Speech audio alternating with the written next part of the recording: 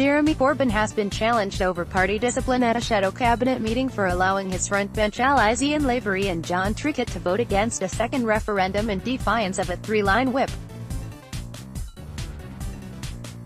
Shadow cabinet sources said the Labour leader was tackled multiple times during Tuesday's meeting over the lack of frontbench unity, amid calls from backbench MPs for Lavery and Trickett to be sacked. Angela Rayner, the Shadow Education Secretary, is understood to have suggested the situation was unfair when she had followed the three-line whip despite having reservations about a second referendum. One Shadow Cabinet source said she had not been criticizing Lavery and Trickett for their stance on the issue but had wanted to raise the lack of clarity over how abstentions would be dealt with, as well as the party's shift towards apparently straightforwardly supporting a backbench second referendum motion rather than having its own more nuanced position.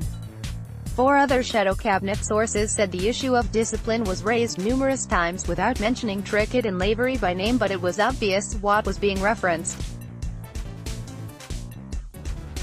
Indirect criticism came from Diane Abbott, the Shadow Home Secretary, and Keir Starmer, the Shadow Brexit Secretary, who stressed the importance of Shadow Cabinet unity and facing up to difficult choices.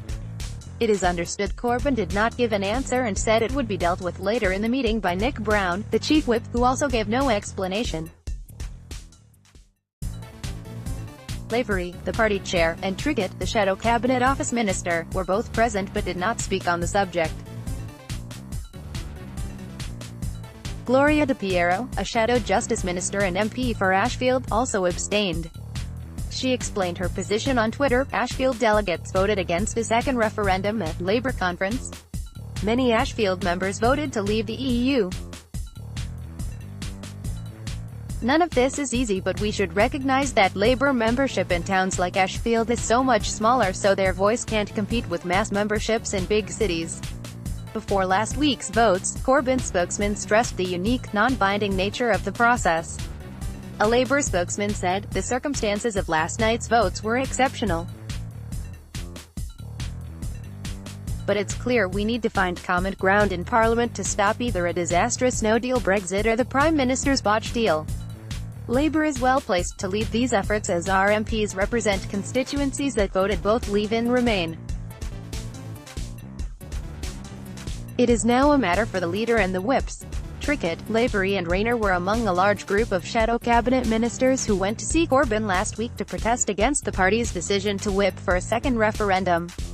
Corbyn subsequently issued a letter to Labour MPs saying the party was only recommending voting for a referendum to keep the option on the table, as the party's conference policy demanded.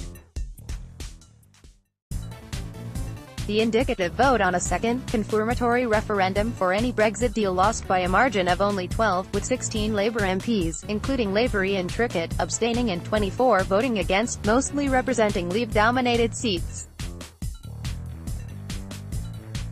Several backbench Labour MPs called for Lavery and Trickett to lose their jobs.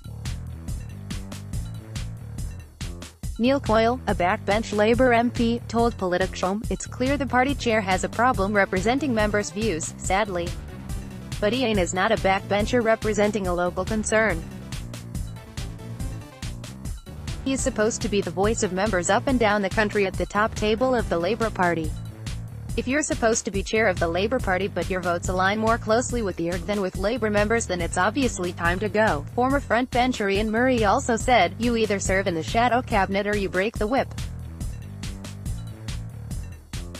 You can't do both. It's a choice you have to make." Can you imagine saying to a football referee that you are happy to play football under FIFA rules, but if he shows you a red card you won't leave the field?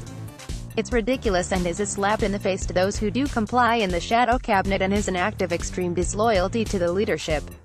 There were also recriminations on Tuesday between soft Brexiters and those in the People's Vote campaign who rejected less hardline alternatives to Theresa May's deal, such as the Customs Union and Common Market 2.0.